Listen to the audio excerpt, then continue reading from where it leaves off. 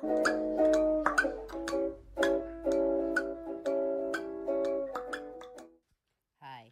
I'm Queen Sylvie of the multiple award-winning The Queen Sylvie Show. You want to expand and get noticed? Then come outside your box and into our world.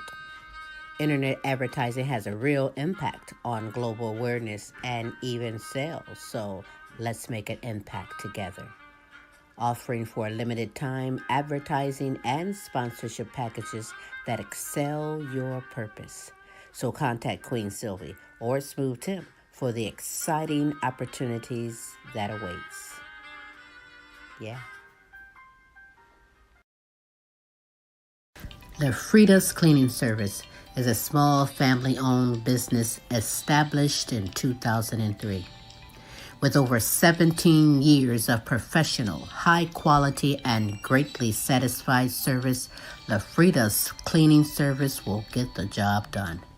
Specializing in sanitizing your home, business, post-construction, and commercial cleaning, no job's too big or small. See for yourself and give us a call, 567-249-9172. La Frida's Cleaning Service. Our reputation is always spotless. It used to be hard for this family to run and play in their yard. That big pooch left its business all over. Dad would spend his time cleaning up puppy messes. Now, I make sure the yard is clean so they can play without worry. Yes, there really is a poop fairy. Do you have questions about buying or selling a home, not sure if you qualify? Your local real estate agent, Antoinette Ware, is here for you. Do you live out of town, moving out of town, or looking for investment property? Well, let's work together and make it happen. Antoinette Ware can be reached at 419-917-6258. The name you know, celebrating over 20 years, serving Toledo and surrounding areas. Are you tired of driving around a dirty car? Say hello to the ultimate solution for your car. Quick Auto Detail, home, work, or wherever. Their mobile car spa will clean and shine your car anytime and anywhere. Their products are gentle on your car's paint, and they use only the highest quality materials. Book your appointment now.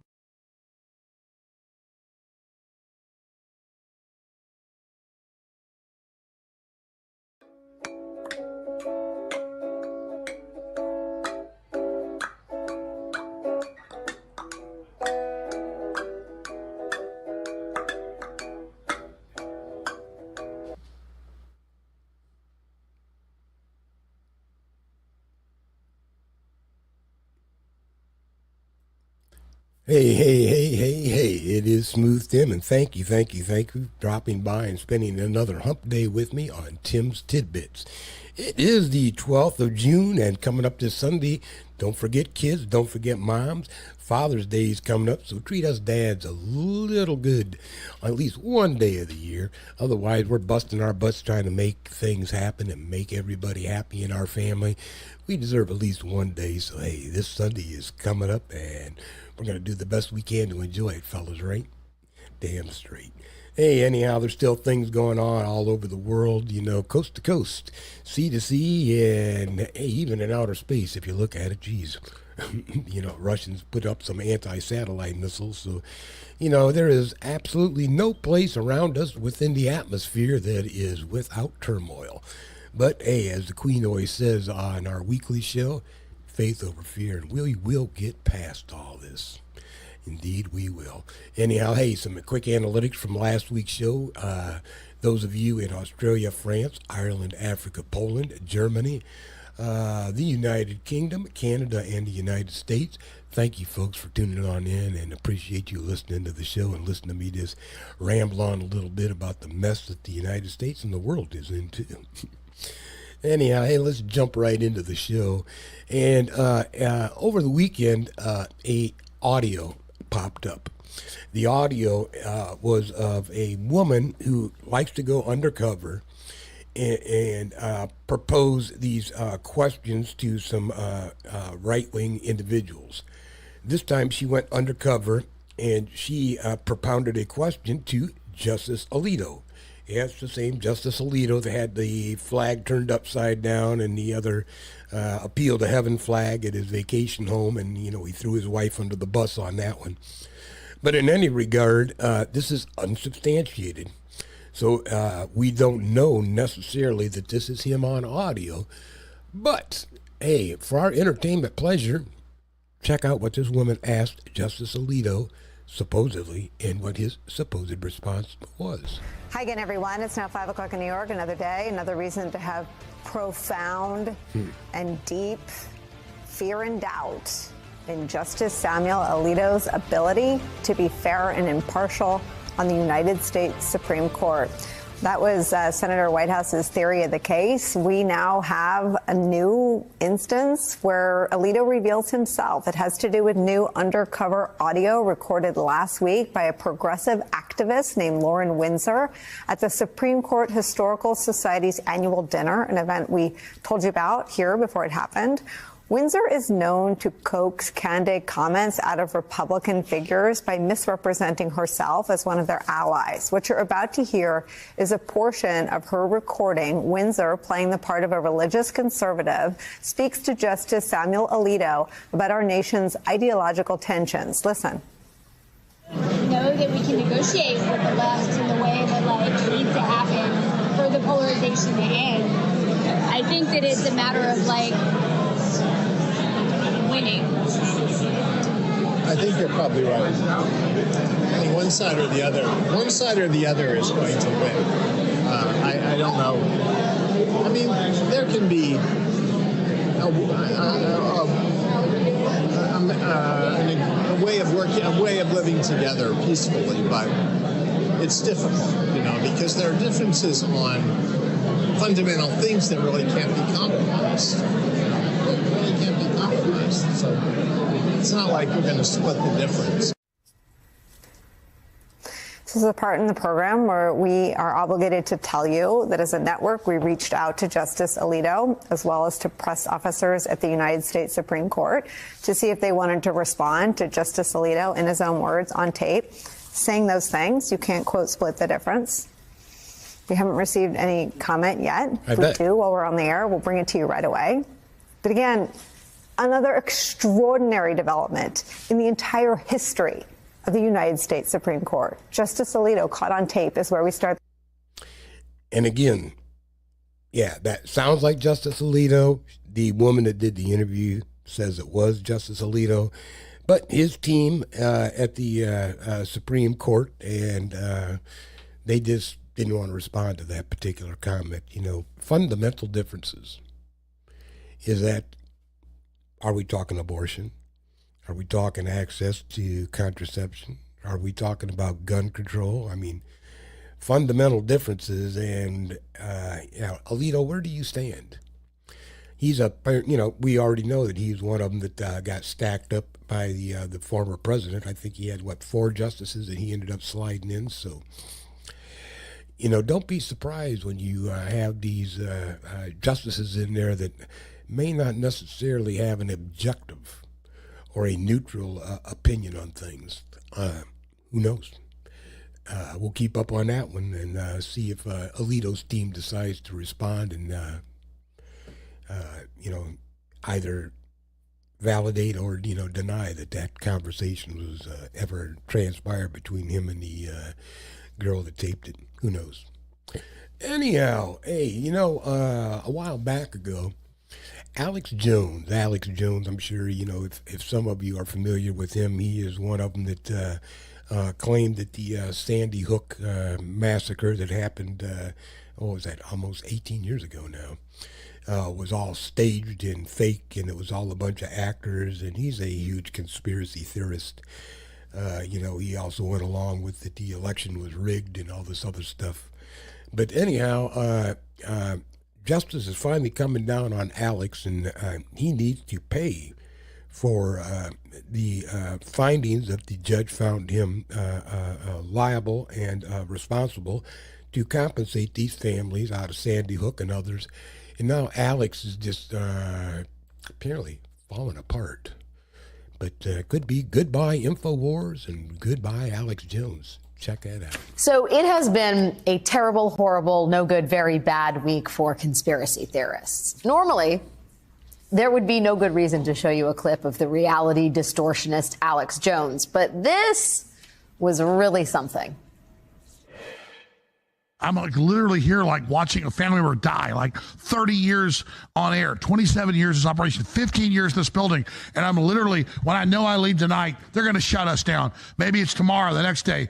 I just want people to know I love you. I believe in you. I believe in humanity. I believe in my grandparents. I believe in my parents. I believe in humanity. I just want to stop these people. They got to be stopped. We got to stop them.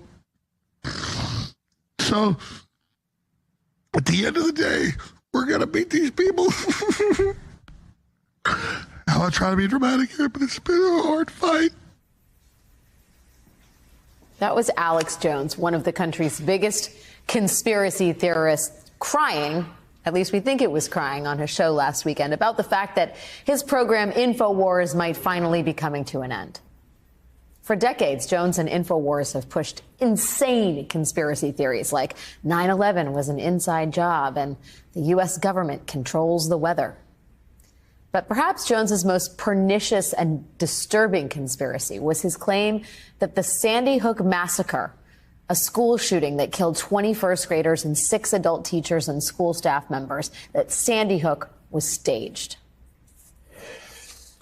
Sandy Hook, it's got inside job written all over it. Sandy Hook is a synthetic, completely fake, with actors, in my view, manufactured. All I know is the official story of Sandy Hook has more holes in it than Swiss cheese. Alex Jones pushed lies like these about Sandy Hook for years, which resulted in his followers harassing and tormenting the families of Sandy Hook victims. So those families sued Alex Jones for defamation, and they won.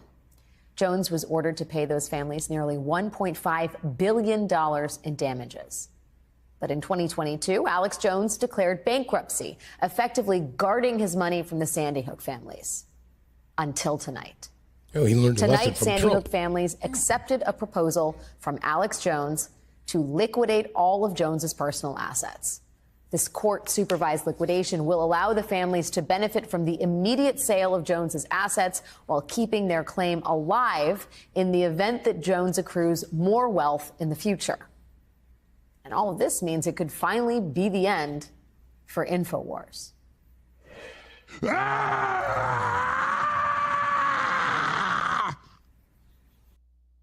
Oh, goodness, Alex, you're losing control.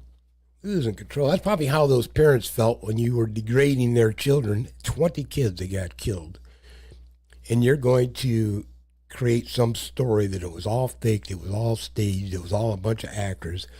The parents go through hell of losing their child, plus they go through hell of the harassment that they receive from your viewers on Newsmax and Alex Jones special, whatever the hell you want to call it, InfoWars. Alex, you deserve what you got. You know, you at least validate the story, just like the story that I put out there this earlier first with Justice Alito. We don't know that that's necessarily true. This is what that woman says she recorded. This is the information that's out there. We'll provide it that it is unvalidated music or news information. Alex, he goes completely on the right side and just completely, disregards the emotional feelings of people who just lost their children, 20 of them, as a matter of fact. And I see, they had the graduation ceremony for some of these kids that survived that Sandy Hook massacre. And it's interesting to see that, they're still dealing with some of this trauma. And they don't need somebody like Alex Jones out there, perpetuating that it was all a bunch of BS. But hey, that's sometimes the society that we live in. We do live in a cancel culture. Yes, we do. And that cancel culture can even extend into business. It can extend into friendship. And it can extend into church. And it just so happens that one pastor because of his stance, on the political debates that are going back and forth, who's right, who's wrong, was it stolen, was it not stolen, all this other BS. Seems that his church is going to cancel him out. Turning back to politics and the decision to not support Donald Trump for president, that has left some Americans feeling alienated by their churches. New York Times opinion columnist David French has a new piece out entitled "The Day My Old Church Canceled Me Was a Very Sad Day." And in it he writes this: "This week, the leaders of the Presbyterian Church in America will gather in Richmond, Virginia for their annual General Assembly. The Presbyterian Church in America is a small, theologically conservative Christian denomination that was my family's church home for more than 15 years. It just canceled me. I am now deemed too divisive to speak to a gathering of Christians who share my faith." Two things happened that changed our lives, however, and in hindsight, they're related. First, in 2010, we adopted a 2-year-old girl from Ethiopia. Second, in 2015, Donald Trump announced his presidential campaign. I was a senior writer for National Review at the time, and when I wrote pieces critical of Trump, members of the alt-right pounced, and they attacked us through our daughter. We turned to our church for support and comfort. Our pastors and close friends came to our aid, but support was hardly universal. The church as a whole did not respond the way it did when I deployed. Instead, we began encountering racism and hatred up close from people in our church and in our church school. And Yeah. I tell you what, I've never seen anything like it. I've seen political divisions in church where, there are Republicans and Democrats, and I had spent, much of my life worshiping alongside Democrats. And when I came out against Donald Trump all the way back in 2015, I knew there would be some disagreement. I did not expect anything like we encountered. Now, look, our pastors, our close friends, they were not tolerating any of that racism or political intolerance. But it became part of the constant drumbeat of our lives. You could not any longer go to church and assume you weren't going to be confronted by someone angry. And then my daughter encountering and my kids encountering this incredible up close and personal racism at the school attached to our church. It just became incredibly difficult to sustain living in that environment. Again, there were many people who were great. But this combination of the devotion to Trump combined with the unearthing of a lot of the racism that was already in the denomination but had been given new life in this moment made it just unsustainable to stay. And then, we saw the denomination invite me back to speak to share how we responded to some of these really, really polarized moments. And then the far right attacked, and within days I was canceled. Yep. And it's sad. This whole political division within the United States is transitioning even into the church. And, I've seen some crazy comparisons ever since the indictments got handed down, that the comparisons that are made, and it's really sad. As a matter of fact, why does it bleed over into the church? Let's listen to one of our assholes of the week, but she hasn't made it this week because we even got a better one. Marjorie Taylor Greene, and here's why. The state of New York, the great New York Police Department, arrested an illegal alien. They had him in there. They arrested him. The justice system of New York refused to prosecute this guy, this monster. Then he came to Georgia and he killed our girl, Laken Riley. You want to tell me that we're supposed to take the court system in New York serious when they convict President Trump of 34 fake felony counts? No, that's right. It's bullshit. You called it right there. The Democrats and the fake news media want to constantly talk about, oh, President Trump is a convicted felon. Well, you want to know something? The man that I worship is also a convicted felon. And he was murdered on a Roman cross. That's almost blasphemy, Marjorie Taylor Greene. It's to compare Trump to Jesus being convicted of crimes, being hung on a cross. And how ballsy to call the New York court, some right-wing or some left-wing, rather, anti-Trump established court. I mean, I thought Don owned New York, so, I don't know what happened there. And then to, what are you going to praise the Supreme Court, who has done what for the United States? They've rolled back Roe v. Wade. They're talking about rolling back, the contraception pills for women. What else can they do? What else can they do? Maybe they could release some restrictions on environmental control so we could maybe pollute the earth a little more. Who knows? But I cannot believe that comparison. That is really, really sad. And there's part of the problem. Why does it bleed over into church?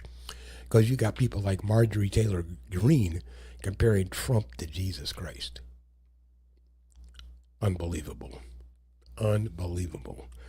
But I'm telling you, because I am a fair person, I came across a video where there is an actual MAGA individual who will run down the line all the BS that Donald has been accused of, and he forgives him.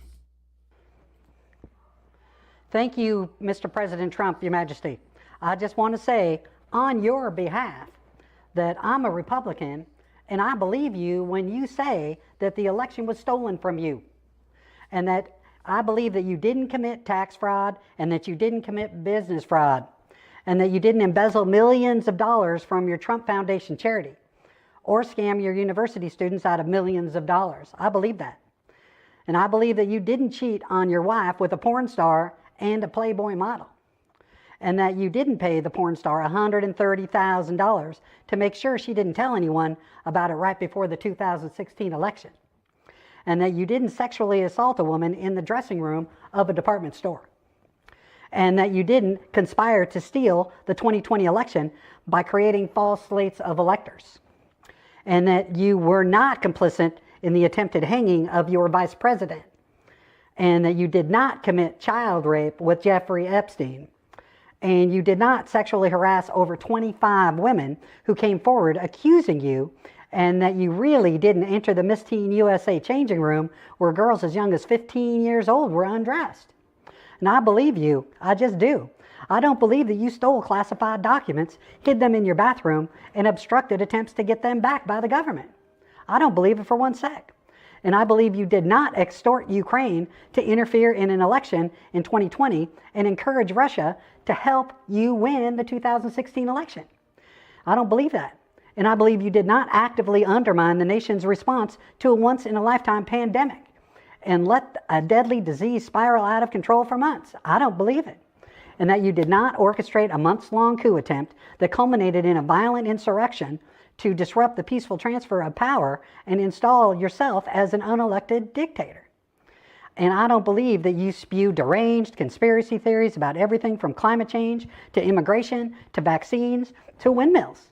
And I don't care that you were impeached twice or that you're a convicted criminal felon. I just don't. Now, I don't believe and I don't care that you're banned from doing business in the state of New York for 3 years. I will do business with you. I will move to New York just to do business with the Trump organization. Or I don't think that you should have to pay the $500 million in business fraud fines because you're innocent. And I don't believe that you took millions from foreign governments while you were president. So to top it all off, I believe President Trump when he says he's not a rapist, he's not a thief, he's not a grifter, a liar, a philanderer, a narcissist, a glutton, a bully, and a complete ignoramus. And I don't believe he cheats at golf. Thank you, Mr. President, for being a good Christian leader dedicated to truth and justice for all. By the way, I would let my wife have your children. Thank you.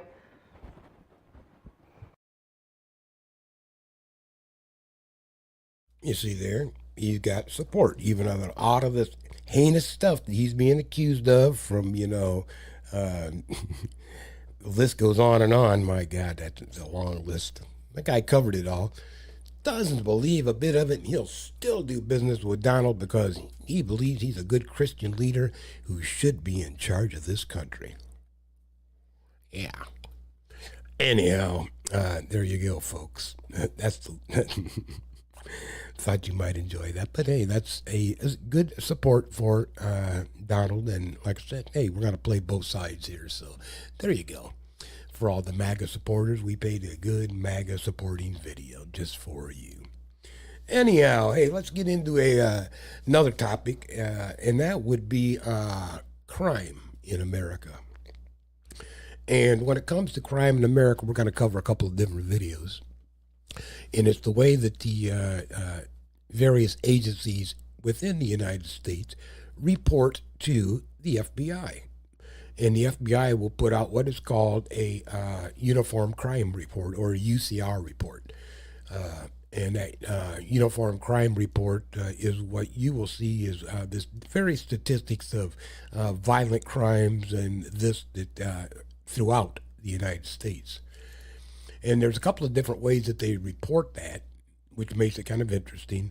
My background in is that I used to do some programming behind the scenes on the various crimes, whether it be a breaking and entering or a simple DUI arrest, whatever the case may be. And everything would have a particular code behind it, and that code would send it into a we reported NIBRS, or National Incident-Based Reporting System. And it's the same thing as UCR, or Uniform Crime Reporting, except that it goes into a little more detail. Uniform Crime Reporting basically takes a look at the hierarchy of the crime and picks the number one, which may be murder. But along with the murder could have been an assault, could have been an arson, could have been some other things that happened. But the only thing that's actually going to get reported in a UCR incident is going to be the murder. Whereas in a NIBRS type reporting, it's going to cover every aspect of the crime and everything's going to be reported. Now, the interesting thing about that is there are no real requirements for police agencies to report either UCR and or NIBRS information to the FBI so that they can give these comprehensive statistics out to the United States so they really know what's going on. The other flip side of the coin is sometimes they may cite an individual under a municipal code instead of a state code, and it won't get reported at all. And they do that because they want to keep the money within the municipality. So they may charge you for a speeding offense or some type of an offense under a municipal code, and so that money stays right there and it stays right in with the mayor's court or whatever they end up putting you into. And it never gets into the state statistics because it wasn't cited, or you weren't cited under state code. It gets complicated to get stupid.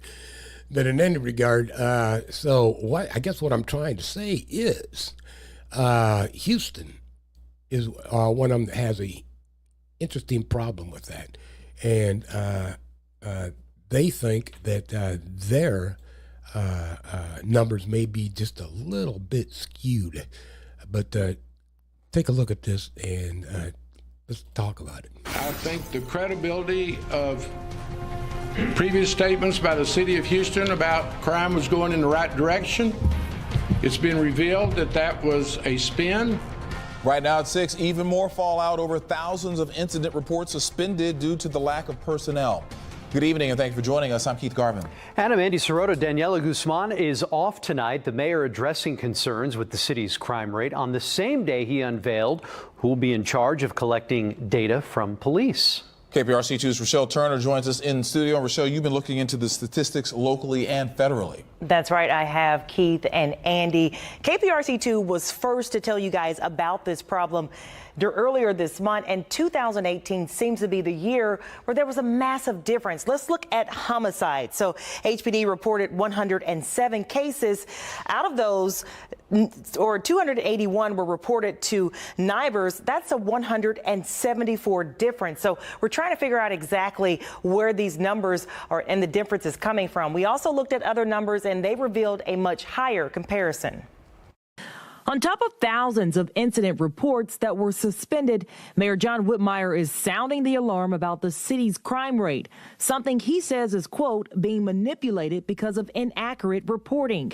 KPRC2 Investigates was first to report the local and federal numbers the Houston Police Department provided to us and the National Incident-Based Reporting System, also known as NIBRS. They don't match. For aggravated assaults, HPD reports over 4,000 cases. However, 13,800 crimes were reported to NIBRS. The difference, more than 8,000. For robbery, HPD reported 3,649 crimes, but more than 8,700 were reported to NIBRS, which means a difference of 5,100. In motor vehicle thefts, HPD reports 4,566 cases. But the reported 11,969 to NIBRS, that's a more than 7,400 difference. I showed the numbers to Houston Police Officers Union President Douglas Griffith, who believes the difference in statistics in 2018 has to deal with the reporting to NIBRS. We used to deal with the Uniform Crime Report, and that was numbers that went to the FBI from every state. Every department was supposed to send it to this clearinghouse, who then determined what the stats were. Supposed to. They didn't. We switched to NIBRS, and I want to say that may have been in 2018, and the reporting standards are different than they were from the Uniform Crime Report. So I believe that could be a reason. Last week, Chief Troy Fenner was asked about the NIBRS reports being off. I don't feel comfortable with any of the statistics. Understand, a lot of these numbers that are reported to the FBI are numbers that help us get federal grants. So if our numbers are higher, we're going to do better with federal grants. More money is something the mayor wants for the department as they tackle staffing issues and bring in a new panel to investigate how HPD handled the incident reports during the last 8 years. We need to find out why there is a difference and make sure that we are reporting properly to the FBI. And, and there you go. That's the big difference. UCR, NIBRS. You went from one system to the other system. I've dealt with both of them, folks, when I was working in the law enforcement sector, and I was in charge of information technologies and making sure that the way that the particular, whether it be dispatch, whether it be the officer, whether it be when it went into detective agencies or when it finally went to court, all the numbers were correct, so it would get reported properly. Here's what happens. You've seen the disparity between the UCR and NIBRS. How could you almost have double? Because UCR, I said, takes a hierarchy of crime, and it'll report only the murder. However, if there is also an associated crime within there, like, as I said, it could be extortion, it could be arson, it could be breaking and entering, a whole bunch of an entire gambit of various crimes. Those also get reported. So you don't just report the one crime, you report all the crimes that occurred at that particular incident. So yeah, it does change the view of what's going on within your department. And does it bolster the numbers? It depends on how you look at it. If it's reported properly, it gives a better snapshot of exactly the various crimes that are going on within your jurisdiction. But, it can lead people to wonder, how can this be? There's how it can be. Check it out here. Let's check into one more video and see what they got to say about this. Violent crime fell 15% in the first 3 months of 2024 compared to the same period last year. That's according to new data from the FBI. The numbers also show that when comparing the first quarters of 2023 and 24, murder fell by roughly 26%, rape by more than 25%, and robbery by 17%. In a statement, Attorney General Merrick Garland acknowledged that this is the second year of significant decreases. He said, quote, "This continued historic decline in homicides does not represent abstract statistics. It represents people whose lives were saved, people who are still here to see their children grow up." Jeff Asher is an expert in evaluating criminal justice data and joins us now from New Orleans. He's also the co-founder of the consulting firm AH Datalytics. Jeff, thanks a lot for being with us. So for starters, help us understand how accurately we should take these FBI crime data when looking at the entire nation. So with all crime data, you kind of have to take the view that the data is often accurate if imprecise. And that's especially true with 3 months of data that is unaudited, and agencies still have many months before the end of the year to report incidents that they might have missed. So I think a better way to look at it, rather than the specific numbers that the FBI crime report suggests, is to look at the overall direction. And the overall direction shows very large decline in murder and sizable declines in violent and property crime. And we can back some of that up with samples of lots of cities. So we have data from about 260 cities of murder. That's showing about a 19% decline there. We took about 180 cities worth of auto theft data and showed a 15% decline. So it's not just the FBI's numbers, but we have world data that is backing up that we're seeing large declines, even if they're not quite as large as what I think the FBI quarterly data suggests they are. Exactly. He said exactly what I said. It can be accurate and somewhat misleading because have they finished reporting all the particular crimes? And they have till the end of the year to do that before end of November, when they can start applying for grants. And that's why these people do these again, and they're not obligated. These agencies are not all obligated to report to the FBI. So can the statistics be somewhat skewed? Yeah. Is your agency utilizing? That's a good question. You could ask your PD, do you do UCR reporting? Do you do NIBR reporting? And when you do that reporting, how does it affect the grants that are going to become available to your agency? And this also goes for fire departments, folks. So into your public service agency, let's call it a public service agency. And yeah, I think it behooves people to report as accurately as possible and as timely as possible, but doesn't always happen. So yeah, you're going to have some skewed up numbers, and that's just the way it is. Some people just don't like putting in all the extra work of having to fill in the details of every crime. And I can tell you from experience, yeah, you're going to get a little bit of resistance because they don't feel like spending an hour and a half behind the desk finishing up a report and making sure that everything is 100% accurate. Who knows? But anyhow, hey, more than happy to give you some information on the UCR and NIBRS, NIBRS, and hey, follow up a little bit with your own local agency, see if they're reporting and what they're doing with the money they're getting from the government because of that reporting. Anyhow, hey, I ran across this, and I don't know if you would call this tampering with witnesses or what, but a report came out.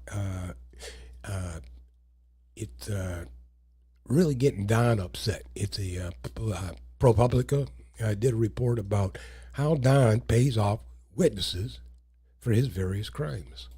Some brand new reporting out today from our partners at ProPublica, and the headline caught our attention. Look at this. Multiple Trump witnesses have received significant financial benefits from his businesses and campaign. The article exposes bonuses, pay raises, promotions, and more given to campaign aides and employees who have been witnesses in various Trump criminal cases. A Trump lawyer sent ProPublica a cease and desist letter demanding that they not publish the article. Justin Elliott is a reporter with ProPublica. He co-authored the story. You can guess. They published it in the end. So, Justin, just to orient us here, where is that line between this person was and is in my employ, so they get benefits, and a clear violation? That's a great question. And, this actually comes up fairly frequently in these white-collar cases where you have a company under criminal investigation that also actually employs the people, pays the people that are potential witnesses in that investigation, just like the Trump cases.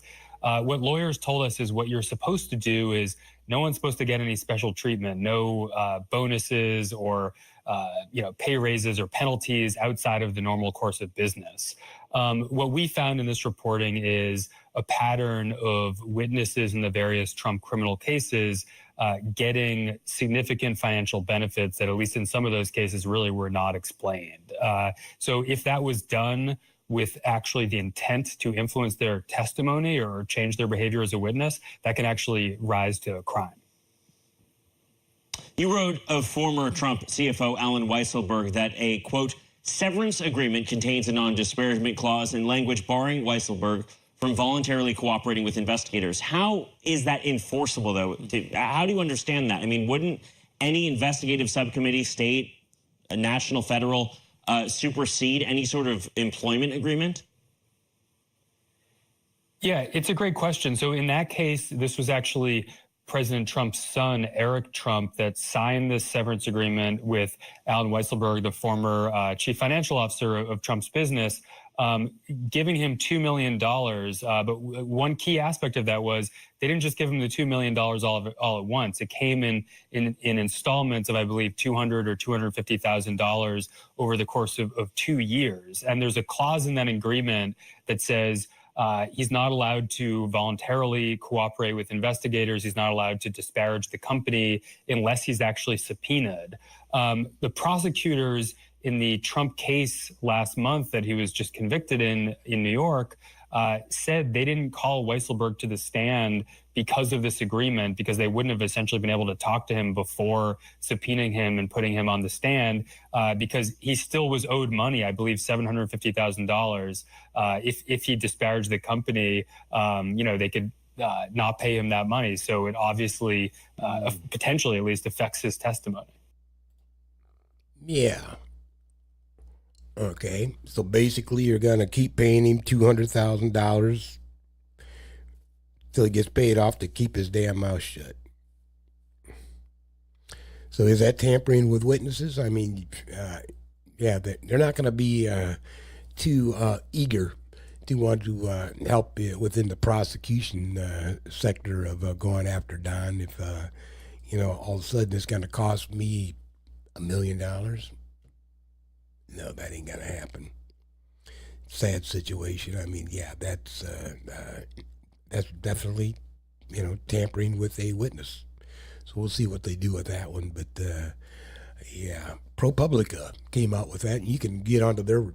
They've got you can catch them on YouTube and some other places. But yeah, run over to the ProPublica site, and they have some very interesting information on that site also.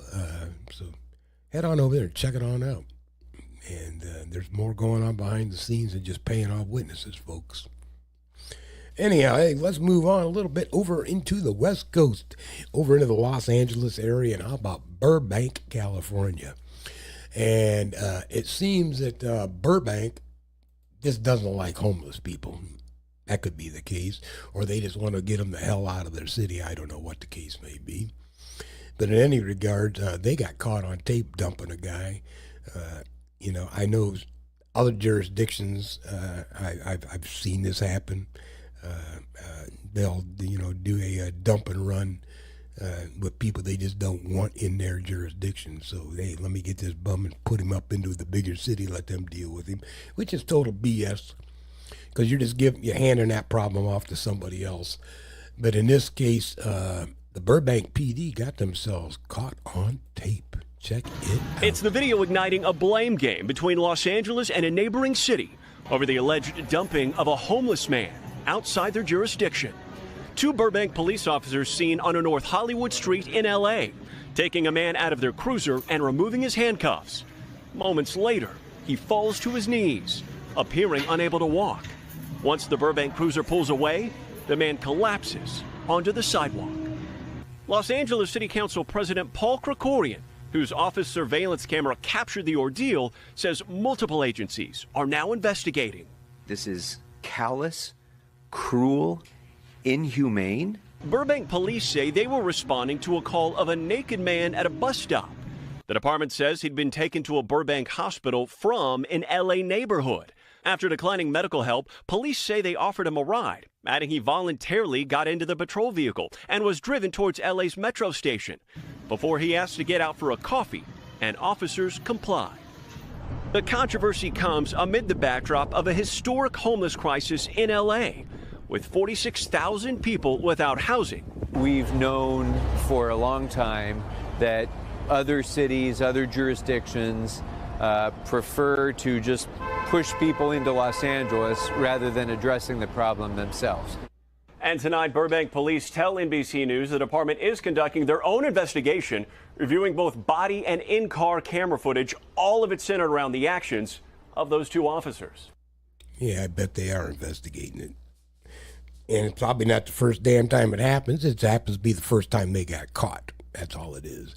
Which is, yeah, that is cruel. That is inhumane. And, yeah, is that a way that, how is that even inter-cooperation between agencies? Here, I got this asshole that I can't deal with, so I think I'll just drop him off over into your jurisdiction and see you later, buddy. Yeah, that's ridiculous. Yeah, I hope those Burbank cops get themselves in trouble. I hope that there's something done about that, and absolutely people be aware that, yeah, this goes on more than just in Los Angeles. Trust me. It happens all over the place where there's cops running people out of their jurisdiction and running them up to a bigger city so that they can deal with them. Real nice. Any regards, I'm sure they're not putting that in their UCR or NIBRS reports, but hey, who knows? Hey, let's go on to one of my favorite parts, and that would be our Asshole of the Week award. That's right. And this one goes out to a very special person who is a crossing guard, as a matter of fact, for a local school district. And check it out. A crossing guard in Delaware County has been arrested. 26-year-old Kiara Lee is charged with giving marijuana and e-cigarettes to young students at Penwood Middle School. It is Wednesday night. Shari's off. Sarah Bloomquist is joining us, and the big story in Action News is the arrest of that crossing guard in Darby, Delaware County. Authorities say along with giving kids marijuana, she was also contacting at least one student via text messages. Action News reporter John Paul live in media tonight with the full story. John. Yeah, Rick, Sarah, we talked to the Delaware District Attorney today, the Delaware County District Attorney here today, and he outlined all of those charges. We also know that crossing guard worked at a rec center with kids near the police department, and tonight police say that she gave drugs to a 14-year-old girl. Our cameras were there last night as police led 26-year-old Kiara Lee to a waiting van, her feet shackled. She faces a list of charges, including possession of drugs and corruption of minors. Investigators say she used her position as a crossing guard at an intersection near Penwood's Middle School to get close to kids and gave at least one child edible marijuana. She's supposed to be, as you said, a crossing guard protecting children.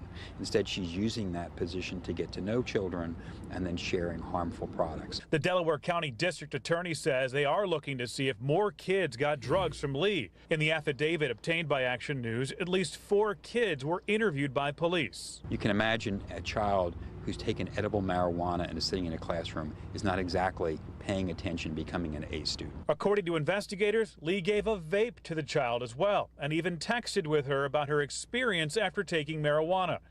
We know that Lee also worked at a rec center nearby and was known in the community. I do know exactly who you're talking about, and I always see her on that side of McDade and Summit. We talked to one mom picking her son up from Penwood Middle School today. She was surprised by what the crossing guard was accused of doing. My reaction to it is another reason why I'm scared for my son to go here, and I'm glad that he graduated. Back out here live now. Police are looking into this, especially since that she had so much access to children, having worked at that nearby rec center. So, Sarah, tonight they're asking parents to call them if they might have any information about other victims who may be out there. It ceases to amaze me how stupid people can be. So this, crossing guard, and you're dealing with young kids, 15, 16, 17 years old, and think you're going to be able to deal weed and vapes and shit to them, and sitting in class all high and shit, and not have anybody take notice of it. Well, anyhow, good luck with your life. I think you've lost your crossing guard job. Might have been big pay, but I'm sorry. Maybe you can get on some type of unemployment after you get out of jail. I don't know what's going to happen with you, but anyhow, who knows? Hey, I got to wrap it up with that one after tonight. We covered all kinds of stuff, from Alito getting caught on tape, Alex Jones whining and crying because he's going to lose his InfoWars, cancel culture in church, which is sad. Marjorie Taylor Greene comparing Trump to Jesus. And we went a little over about UCR and IBR reporting, and said keep on top of that one, see what's going on with your agencies. And and it really is important, because that's how they're going to get federal funding. That's how they're going to get federal grants. And when they're whining and they're crying because they don't have enough money for a new car, new guns, new can of mace, whatever they're going after, don't come whining to city council. You doing your reports, apply for a grant, and you just might get the money you're looking for instead of coming to the taxpayers every time. Don't be so lazy. Do your job.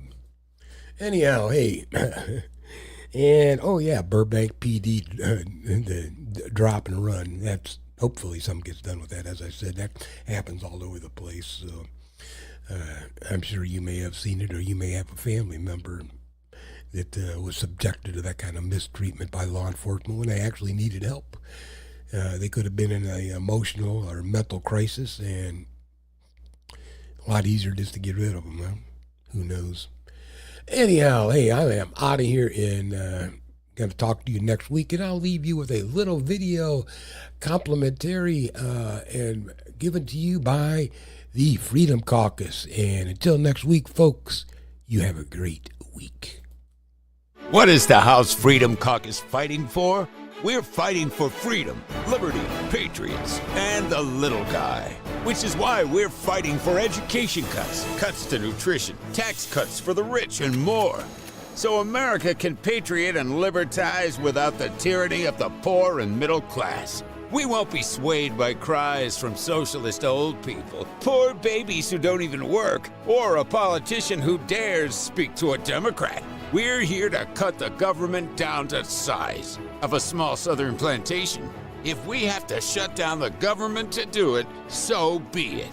We're in the government, but we hate it. The Freedom Caucus and other like-minded Republicans won't rest until the Department of Justice is shut down, electric cars are converted to coal, and there's a pony in the backyard of every Trump supporter. The Freedom Caucus. What good is government if you can't blow it up?